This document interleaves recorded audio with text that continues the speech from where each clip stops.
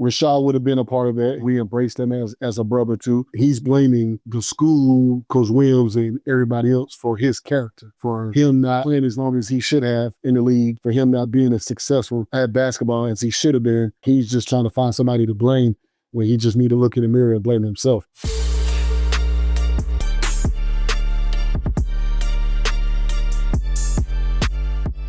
Podcast P fam, welcome back to another episode of Podcast P, a Wave original. It's your boy PG. Join with me is my guys, Jackie Long. You got to come in hard, Dallas. Ballet. Ballet. He thinking, look at him thinking. And my boy, Dallas Rutherford. Shabba shabba tweet tweet. Okay, we'll take that. Once again, we're taking this back for season 3 with another episode of Story Mode. And today we joined by one of my favorite teammates, another NBA OG. He was a 5th pick in the 2005 draft, a 14-year vet in the game, one of the most underrated point guards in his era. My dog, Ray Felton. Yes, sir. Welcome. Raymundo, what up, big dog? How you living? Man, I can't complain, man. Life is good. Life is good. How y'all doing? Man. Doing good, man. Same old, brother. Another day. Raymundo.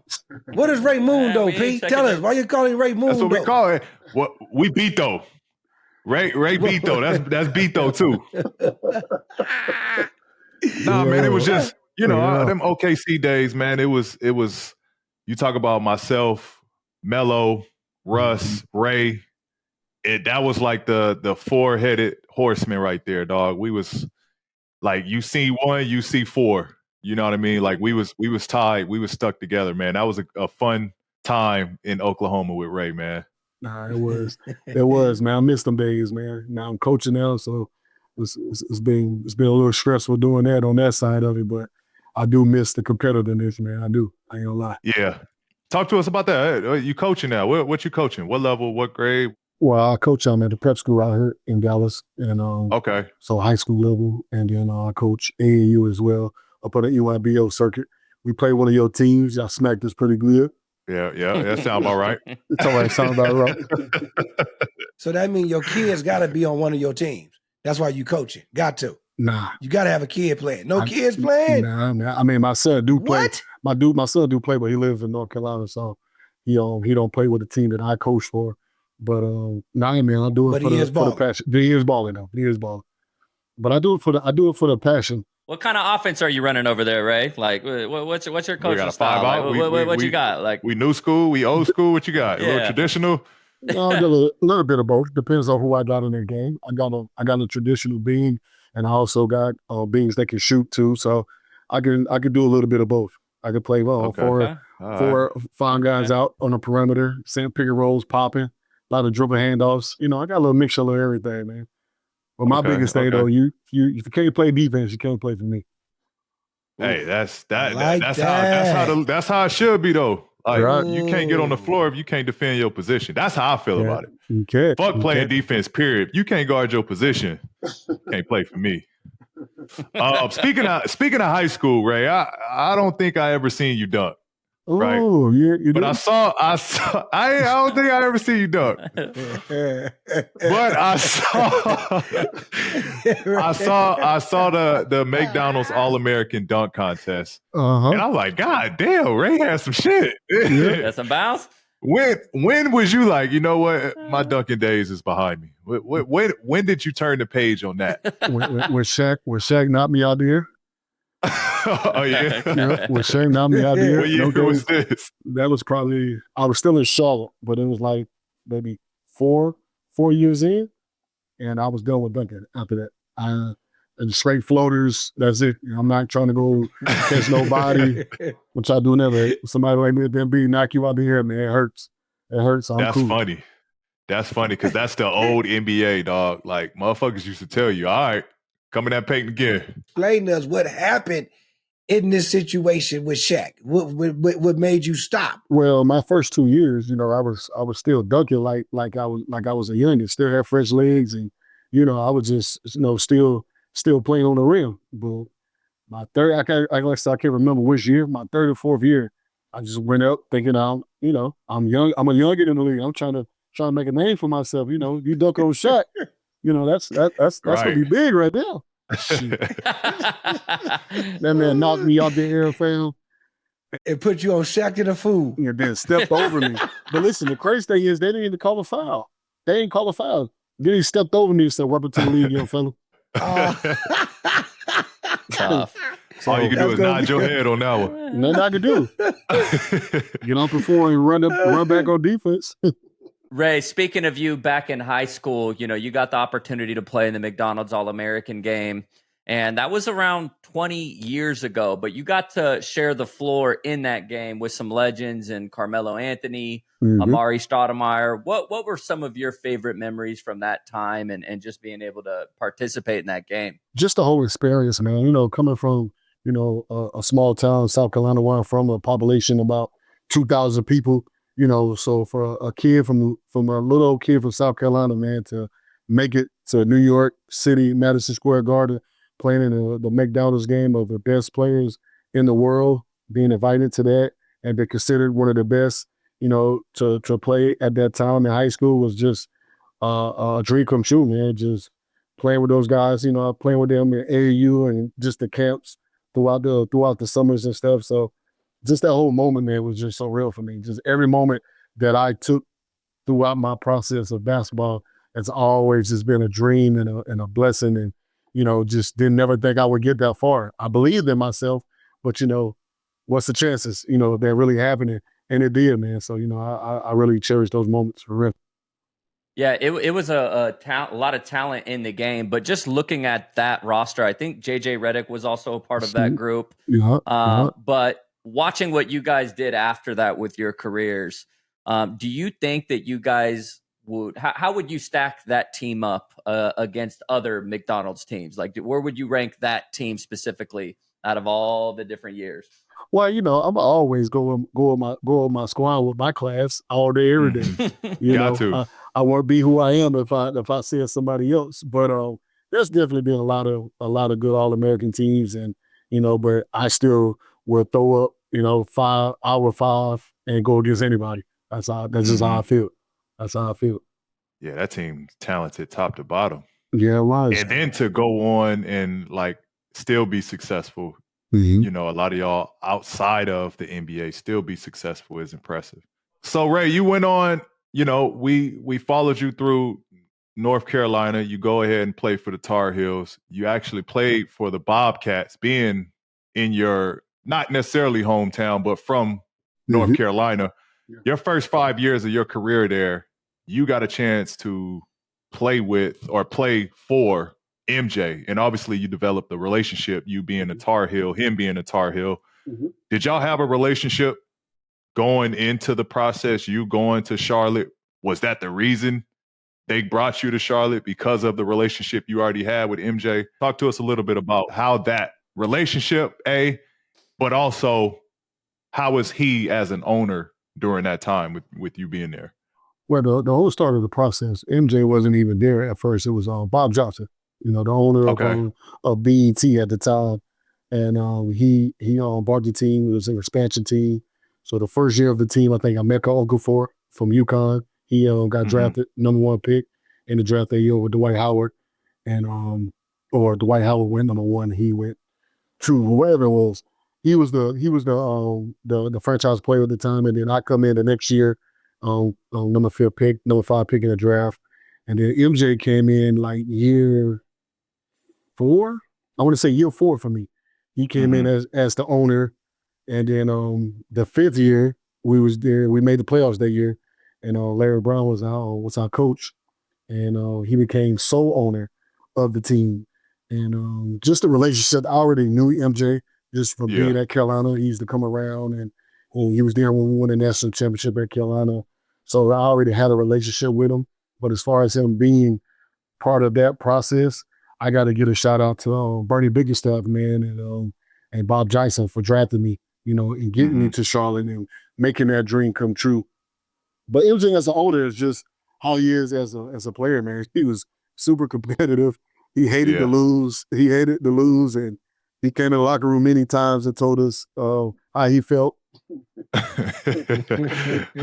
he felt about how we was playing. And the one moment I'm going to take from that, man, was it was me, him, Jeff McGinnis, Gerald Wallace, and I want to say Jing Rich, but Jing Rich might not have been there. But I know it was me, Gerald, and Jeff McGinnis. We played one-on-one against MJ. And when I tell you he was frying us. Still had it, huh? Man, he was frying us, bro. And was talking crazy to us too, man. But him as an owner, though, man, like I said, though, he a lot of people give him dirt about being an owner, but a lot of people don't understand, man. It's not easy. It's not easy. You're taking a chance and drafting kids and, signing people free agency and, you just don't know how things going to pan out. You just, you base it on their talent. You base it on what you feel like the potential can be. Sometimes it works, sometimes it doesn't. And I think he just gets a lot of scrutiny from that. And I mean, obviously he ain't gonna live up to being anything else in life outside of being the man who he is in a game of basketball. He's the GOAT. And especially for me, he's the GOAT. So, he can't, anything he do ain't gonna live up to that. But, and just people always got a lot of negativity to say when it comes to him as a basketball owner. Right. Speaking of these games, right? He had to have walked away with some L's, right? Like he wasn't just winning. I mean, he scored on him, but he won the game. Okay. Well, he was winning. So he was winning the games. Yeah, he was winning. He was winning. From what I remember, somebody else may tell a different story, but no, from what I remember, we lost. Okay. Was he doing like the same moves, or like was this like a different MJ, or did it look just like MJ? I'm sure he wasn't moving much more than 2 dribbles. Same post up, fade away, faking. Anything you want, he still was doing it. And that ain't just crazy. Kept making y'all jump up. Calling fouls, probably. Like, listen, man. Come on, young fella. He did whatever he wanted to do. That's MJ, baby. That's crazy, bro. I couldn't even imagine getting a one session with MJ, dog. Like that should be dope. You gotta let us know what you got signed. What you have him autographed. Come on. I know you got some signed from MJ. Come on now, a jersey, yeah, for sure. Okay, make it show. Tar Heels make it show. Bobcat, I'm sure Ray got a crazy collection. Why is A1 calling? We working. But anyways, man, I'm just being real. It's not. Hey Ray, it's nothing like when we get a guest that has played on the same team as Mr. Ugly PG over there, man. All right. And I remember when y'all played at OKC and we know you was on the team when my boy, I'm not gonna lie, this is probably one of the best years of his career. He was top 3 for MVP voting. He was top 3 in Defense Player of the Year. I'm just gonna admit my boy PG, he was balling. Yeah, I gotta say, he was hitting game winners and all types of shit. He was. Because he was just doing his thing. He was. Now, I just got to ask you, because you was there and you seen him. Yeah. How impressive was that special season with my boy PG when y'all had that, man? Oh, man, you heard what he said when he first came on, man. We was locked in, man. We was tied in. You know what I'm saying? Like I was kind of the one of the older guys on the team. So, I was the vet, the OG in a sense, not necessarily to him, but just to the squad and just somebody got to hold everybody accountable. And I felt like I was that guy. So, when PG and Russ was, not being themselves, I was the one that was like, hey, man, come on, man. Like, let's get this together. Y'all get this together. Y'all better than me. So, you know what I'm saying? So, those guys really just, like, they took that from me, and I appreciate that, Pete. The fact that y'all gave me that respect to let me get at y'all like that and really hold y'all accountable, and that's what's missing in the game today. But, man, listen, that man was frying people, man. I tell people all the time. And, once again, you got these clowns out here who feel like they got so much to say about people playing the game of basketball, and they never did what we actually did. But, for them to have the words that they say sometimes about P or about Russ, I played with both of them. And I know the body of work. I know the hard work they put in. Every day after practice, we putting up extra shots, playing one-on-one against each other. Just people don't see that. People think that it's just all sweet And it's not. Like, these dudes really work. These dudes are major superstars in this league, in the world. Like, can't go nowhere without security, and people don't understand it, but these guys really put in that type of work. And there's a lot of guys out there who had that fame, but they really don't love the game. They really don't like the work. And I can honestly say, seeing it, PG do. You know what I'm saying? Like, he loved the game. He put in that work, and I've seen it up close. And I was going to ask this, but you mentioned him a little bit in this with Russ, because you actually played with both of them. I was just going to ask you a little bit, what stood out the most about playing with Russ? That man played the same way in practice, the way he do in games. I tell people that all the time. PBJs only? He used to tell us that because Russell Westbrook, he's built. He looks like a linebacker, but he was telling us he eats like PBJ and Red Bull. Hey man, listen. I walk in the locker room.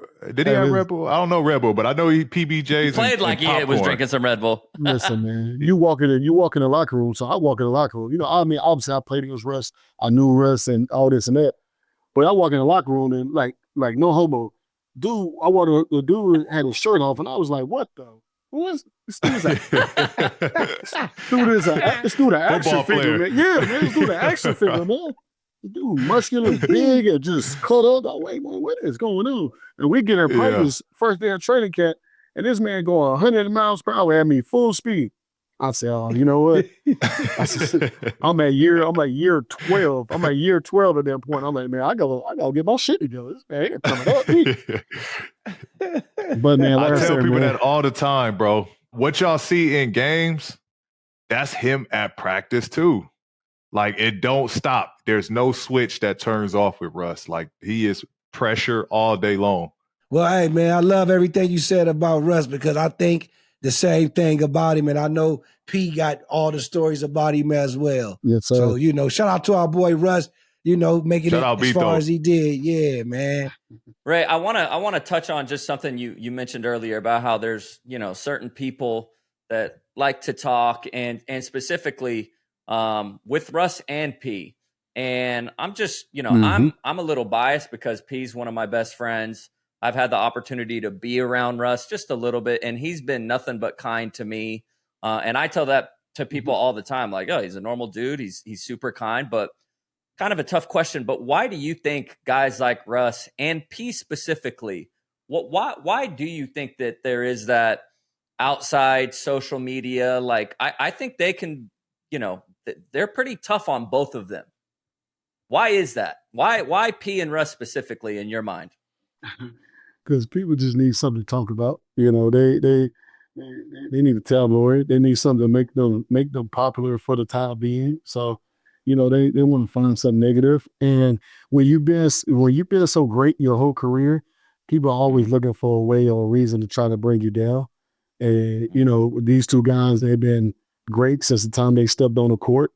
And anybody at the end of their, not saying the end of their career, but anybody as they get older in the league, there are things that are going to change with your game. There are things that's going to start leaving. And if you don't play the game, you ain't going to know that. You ain't going to understand that. So you can expect PG of Indiana to be the same PG right now. He still can do a lot of great stuff. Hell yeah. He can still win games. Still, I hope he get him a championship before he retires. And so can Russ. We saw what Russ did this year. How if you take him off that team in Denver don't go as far as they did it. You know what I'm saying? But nobody's going to talk about that. They're going to talk about him in LA with the Lakers. They're like, come on, man. Like, and it's just, shit. Yeah, so I don't get it talking. I don't like it. I don't like guys who play the game, who get out there and they start talking about guys who's playing at the time. I'm just not with it. So that's the one of the things where I pride myself on my show, on my podcast, that I don't talk junk about nobody unless it's Rashad McCants. But we'll leave that alone. We'll get to that. But just to rewind a little bit with OKC, we've watching them in the playoffs right now, and they're having a great run. And you having some time around that organization, what is it that makes that organization so great? It just feels like ever since really drafting KD up until now, they're always, in the mix. They're young. It seems like they get better every year. Just talk a little bit about that organization as a whole. Management, man. You got to give big shout outs to Sam Presti over there. Just the things that he's done over the years, the type of players that he's brought to a small market in Oklahoma. Mm-hmm. Like, you got to tip your hat off to this guy, man. He's one of the best in the game, and he cares about his players. He cares about the community, and the fans is nothing but amazing there. Like, I know P will tell you that. Like, I played in a lot of places, and this is probably one of the best places I've ever played as far as fan base, and just they really love Oklahoma City Thunder, man. They love their team. So, but shout out to Sam Presti though, man. He done an amazing job at getting talent there and building teams and just making things happen. And, you know, this team that they put together, a lot of people didn't see what he was doing, but now they see now, just with the young guys, with all the picks and just different things that he did. And it worked out. It worked for him, man. It's like a mastermind if you think about it. Yeah, Ray hit it right on the head with that one. I mean, shout out Sam, shout out what they're doing over there. I think they just do an amazing job with developing their players, right? You know, Ray talked about the community aspect. He talked about, you know, them caring about the team, like really caring about the individuals on that team and making sure everybody's good. I'm pretty, I can guarantee, you know, they make sure Shay's comfortable, Jalen's comfortable, all the way down to whoever's the last man on the roster, man. They just make sure that this is home, this is a family, whatever y'all need, we're here for you. And it translates. You get on the court and it's like, shit, like everything else is taken care of. All I got to do is hoop. Mind you, you're in a city where the fans is all about you. They back you up 100%. And it's almost like, you know, that's, you enjoy. Like Ray talked about earlier, like we would stay after practice. Bro, we'd be practicing at 12, 1 o'clock. We might not get in our cars leaving the gym till like 2:30, 3 o'clock. Like we just enjoy being in the gym with each other. So I think there is that aspect too, where once you're there, it's just like, all right, I'm locking in. These are my brothers. And it's just it's a winning environment in Oklahoma for sure. We're 2 games into the NBA Finals, and this is your last shot to win some real cash before the season ends. The simplest way to get in on all the action, download the Pick Six app from DraftKings. Pick Six is available in a ton of states: Texas, Cali, Georgia, Missouri, plus many more. So make sure to tap in. It's crazy simple. Just pick more or less on the stats for 2 or more of your favorite players, and boom, you're in the mix for big cash prizes. No gimmicks, no weird rules. Just nail your picks and you're heating up. Pick Six brings us upside with payouts up to 500 times. Game 3 of the finals is on the way, and these are my picks. All right, Tyrese Halliburton been out there balling, so I don't know. He just doing everything, so I got to go more with him on assists. And my boy Obi Toppin, I don't know. For some reason, he always shoot a 3 that come out of nowhere, so I'm always go more with him on a 3. Okay, my boy Isaiah Hardestein, I think I'm going to go less with him on points this game. My boy Chet Holmgren, I'm going to go more on rebounds because he been balling. And let me see, my boy Thomas Bryant, I don't know. I'm going to go less with him on the 3s. He get me off and on games. So, you know, that's what I'm going to do with him. And my boy SGA, the way he played the other night, I got to go more for points with him. So don't miss your last shot to win some cash this NBA season. Download the DraftKings Pick 6 app right now and use code PODP. That's code PODP. New customers play $5, get $50 in bonus picks instantly. Ride the upside only on DraftKings Pick 6. The crown is yours. Gambling problem? Call 1-800-GAMBLER. Help is available for problem gambling. Call 888-789-7777 or visit ccpg.org in Connecticut. Must be 18 plus age, and eligibility restrictions vary by jurisdictions. Pick 6 not available everywhere, including New York and Ontario. Void where prohibited. 1 per new customer. Bonus awarded as non-withdrawable. Pick 6 bonus picks that expire in 14 days. Limited time offer. Terms at pick6.draftkings.com/promos. Have you ever had your people send you some funds, but it take days to process? Well, those days are over thanks to Cash App. Cash App is safe, easy, and fast way to send, receive, and transfer money to family and friends. Like P said, it's super easy to get started. Just enter your phone or email with some other basic info and you're ready to go. You don't even have to include your bank account. Cash App is secure and safe. If you're about to send money to a sketchy account, a scam warning pops up, so you can rest easy knowing Cash App has your back. Going out for some lunch with some friends and you want to split the bill? No need to throw 3 cards on the table. Just send the money through Cash App. I love using it because it's easy and it just makes life way less stressful. I got to ask y'all, what's the least amount of money you've ever requested someone to pay you back on Cash App? Look, man, I accidentally sent somebody $75 before, and I wanted that back ASAP. I don't care how much. That's a video game right there. Give me mine. I say mine was about $20. You know, I'm always looking to buy some new skins on duty. So, you know, I needed that quick 20. I get the new operator. You heard the guys. For a limited time only, new Cash App users can use our exclusive code to earn some additional cash. For real, there's no catch here. Just download Cash App and sign up. Use our exclusive referral code PODCASTP in your profile. Send $5 to a friend within 14 days, and you'll get $10 dropped right into your account. Terms apply. That's money. That's Cash App. I know I mentioned earlier about your time with MJ, playing for MJ in Charlotte. As we know, you went to UNC. Take us back to that championship run. What was that like winning it in 2005? Man, it was tough. It was tough. You know, it was a grind. You know, one game and you out. So, and you got to win 6. And it's a grind, man. It's a grind. And, you know, Coach Wills, we lost the second game in the ACC tournament. We lost to Georgia Tech that year, which was loaded. Jared Jack, Will Bynum, just some of the guys that they had on their team, man. BJ Elder, Ishmael Muhammad, like the list goes on, are just the talented guys that he had on their team. And, you know, Coach Wills came into practice, 2 days later, took all the rims off the backboards. So we practiced for a whole week. No, not a week, not that long. We practiced for like 2 or 3 days with no rims. I've never seen that before in my life.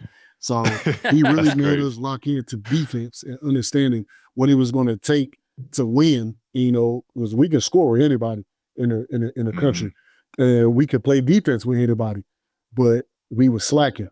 So he really made us lock in, bro, and we did. And I mean, the rest is in the pudding. We was able to go all the way through and beat a very, very good Illinois team in that national championship game, a very good Michigan State team that year in the Final Four. And it was tough, bro, but that road it was amazing, man. It was just the whole process, the whole season. Like, we was really locked in as a group. Everybody understood their assignment, because most of us was juniors, most of us was seniors. We had Marvin Williams and Quentin Thomas come that year as freshmen. Obviously, Marv came in and was the 6th man off our team, bro. He came off the bench and was the number 2 pick in the draft. That's crazy. He was crazy, you know what I'm saying? So yeah, that's crazy. And we a lot of people don't know that J.R. Smith was supposed to come that year too, but he had that good. Not J.R. Now I'm telling you, he was already committed to us, and he had that good McDonald's game, and then he decided to go straight to the pros. But even J.R. was supposed to come that year, so we would have been stacked. We'd have had a squad. That's crazy. Yeah, a lot of people don't know that. Yep. Sheesh. Speaking of guards, y'all, North Carolina has produced some of the best guards in the league in basketball. North Carolina in general, when you think of, John Wall, yourself, Ty Lawson, Kobe White, but specifically Tar Heels. What is it about you guys that make such great guards in the league? Just something that you hit on earlier with OKC, man. Just the development back then. The development wasn't necessarily based off the coaching staff, which the coaching staff was great. They held us accountable. They made sure we was in the gym, we was working. But the one thing that made us great, I think made us good and made us go on and be prepared for the NBA and play as long as I did, I was playing against pros when I was in college. You're talking about dudes like Jerry Stackhouse, Antoine Jameson, Vince Carter, Shammond Williams, Rasheed Wallace, Brandon Hayward. All these dudes was coming back and playing pickup with us, bro. In the summertime, like the pickup runs, we would have 3 courts on, and it'd be 2 courts of just all pros, and then we'd be on the far court, and you had to earn your way to go play with them.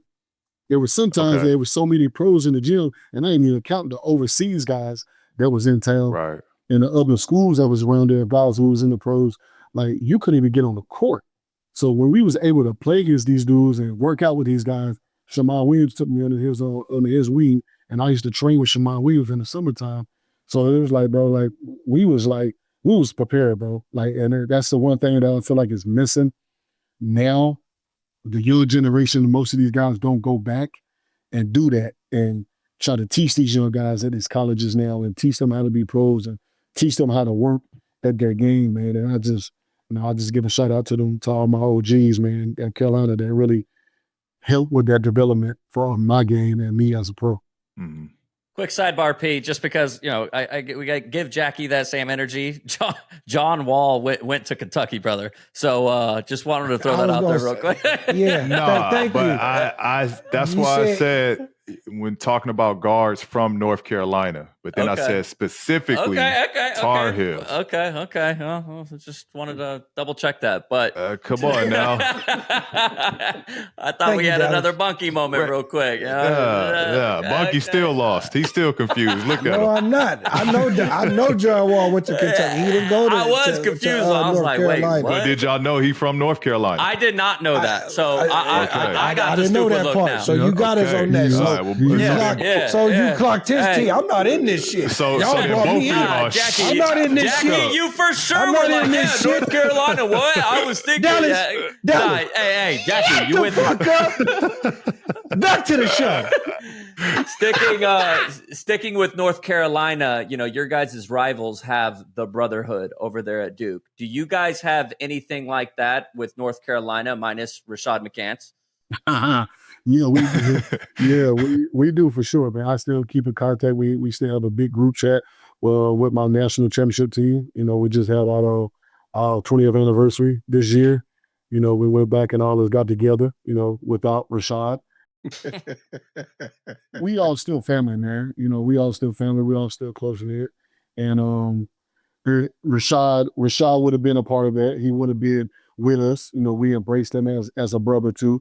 So to hear him come out here and talk the way he's talking and saying some of the stuff he's saying over the years, and we kind of ignored it because I was still playing ball when he first came out and started talking crazy about Carolina and about Coach Williams. And we kind of all just, made a decision not to even entertain it, not to even talk about it, not to even take interviews about it, and I'm just tired of it. I'm fed up with it. Right. Because now he's coming at us. Before it was just about the school and about Coach Williams. Now he's attacking us, and I just couldn't take it no more, man. I couldn't be quiet no more. Yeah. You obviously went on your platform and addressed him, but it sounds like there was maybe something kind of brewing over the years. Why do you think, what led up to that? Did it completely kind of blindside you when he said what he said, or, what led to that even coming out of his mouth? Well, nothing blindsides me with him. He's always been that type of guy, even when we was in college. You know what I'm saying? He was one of the guys that, would get in trouble, but we'd get in trouble for him. He was one of those, you know what I'm saying? But, we still rock with him because, like I tell anybody, he's probably one of the best scorers I've ever played with. I always give people flowers no matter what, even if I feel like they're stupid at the same time. I still give him his flowers as a basketball player. He was a hell of a player. He was one of the best scorers that I ever played with. But him as a person and his character is totally different. And he's blaming the school, Coach Williams, and everybody else for his character, for him not playing as long as he should have in the league, for him not being as successful at basketball as he should have been. And he's just trying to find somebody to blame when he just need to look in the mirror and blame himself. You know what I'm saying? Because Coach Williams has nothing to do with the NBA. Carolina basketball has nothing to do with the NBA. If anything, we was put on a team and on a platform to showcase our talents on every given night, to be seen by scouts, to get to that next level, which is where we wanted to go. And he gets in the league and be Rashad and don't last as long as we did. So basically, he trolling right now. Yeah, that's it. He just trolling. Yeah, he doing that to he trolling. He doing that to make himself relevant again. And if that's what you're doing, cool. Get your money. I ain't mad at it. But don't try to tarnish, our legacy at Carolina or the legacy that Carolina has. Period. Just our history and everything. Right. Don't try to tarnish that. You know what I'm saying? So, and that's it. That's all I got to say about that. That guy. Yeah. At some point, somewhere you got to draw the line. Yeah, man. Hey, real. facts. I hear that. So right after NC, right, we talked about it. You get drafted to Charlotte. You're in the same draft class with D. Will, CP, yourself. 3 point guards taken with those top 5 picks. How much were you seeing what they were doing that year, kind of stacking yourself up to them? And how much did that push you to kind of be better, knowing, all right, these first 5 picks, 3 of them were point guards. Like, let me show what I can do as well. Like, how much was that driving you your rookie season? It definitely, and then to see with them, they went to situations where they was throwing the keys right away. They got the keys right away. They got the keys right away. A lot of people don't know. I went to Charlotte and I played behind Brevin Knight for like 20, 25 games. I didn't even start. Nice. I didn't even start when I first got there. And I ended up starting with Brevin, both of us playing together, towards the half of the season. And I didn't make the rookie game that year. I think because of that. I think because of, a lot of reasons. But that motivated me. That made me, really go out that summer and really wanted to, make a difference, with my game and just, how people viewed me. And then I just worked, bro. I just worked. And when I got the opportunity to play against them, it was always a battle. It was always a battle, for sure. Mm-hmm. You talked about that opportunity to play against them. Mm-hmm. Obviously, you beat D. Will and that Illinois team in the championship in college. Was there any extra, like, animosity, or did you feel like there was always a little more he was trying to give because of the grudge he had of you beating him in college? I think the biggest thing, the biggest thing was when you got a matchup, and I think a lot of it was I was the point guard. I won a college point guard of the year that year. I got the college point guard of the year over him and over CP. And then you go to the draft, they both get drafted before me. So it was just always like it was a competitiveness. Like we always was tied with each other. You know what I'm saying? And I think me winning the championship over D. Will, me getting point guard over the year over him and CP, and then boom, they get drafted before me. Boom, they make the CP get rookie of the year. They both made the first team rookie team. I didn't make it. I made the second team. It was just a lot of things that just went on with that always just tied us in with each other. That tied us as like just like kind of like with Melo and LeBron in a sense. Like we all was close, we all was cool, but it was always a rivalry every time we saw each other, every time we stepped on the court. And I was hunting both of them in workouts that summer too. I could never catch him because even with me winning the national championship, even with me winning point guard of the year, they still was on the draft board higher than me. So I was trying to really find in their workouts and really get that workout with them, but I could never get what I wanted. Yeah. We know how that go. Yeah. Let's move it on now. You find yourself playing for the Knicks, right? You ended up in New York, the KnicksTape Era. Get a chance to be reignited with kind of full circle moment playing with Melo, Amari, being with those guys again who you've been with in the McDonald's game. So talk to us a little bit about kind of, seeing old friends again, partnering up with old friends again, that era, that time, that team playing for the Knicks. What was that like in those days? That was it was like one of those another surreal moment, and I think my mama was the one who kind of sent me the picture. Like when I first signed there, she sent me the photo, and once Melo got traded over and I ended up coming back around the second time, she sent me the photo of us three in the McDonald's game, and then there was a photo with us three with the Knicks jerseys, and it was just like, dang, like we really was kids, like in this moment, and then now full circle, we in the NBA, all of us on the same team. So I mean, it was just crazy, man. Just those moments, and just still have a relationship with both of those guys, to this day, and just being friends. It just shows you how the basketball world works, man. It's like a brotherhood. It's like family. It's just one of those things where you click with some people and some people you don't, but the ones you do click with, it's just like a forever thing. And we see what's going on with the Knicks now. We see the energy there. We see the liveness in the crowd, the stars that are coming out. Talk to us a little bit about what's that like playing for the New York Knicks in that atmosphere. That's amazing. It's amazing, man. It's like you play in New York and you win in New York. You're like a rock star. It's crazy. It's rocking in that place, man. Yeah. You see it. Telling who might pull up. Telling who might be sitting on that floor. You got Spike. You got Spike Lee over there. You got Tracy Morgan. These dudes are super fans, and they love the Knicks, and just see those guys over there cheering you on and just giving you the hype, man. It ain't nothing like it. Not to mention, we ain't gonna talk about the last time I was in that building against you, my brother. y'all beat do what he had to do, So y'all beat us in that game one, and that kind of hurt us because we could never get back over that hump and get home court advantage. We could never beat y'all in Indiana.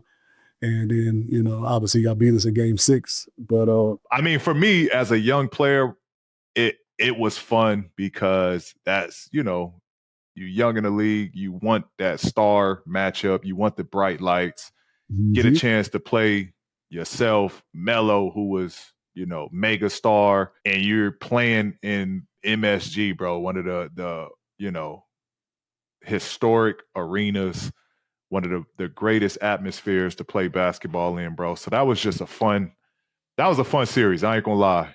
And it was, because I love when it's my matchup, right? Like I love series where I have a matchup because it pushes you, it elevates you, and it pushes you forward as a player.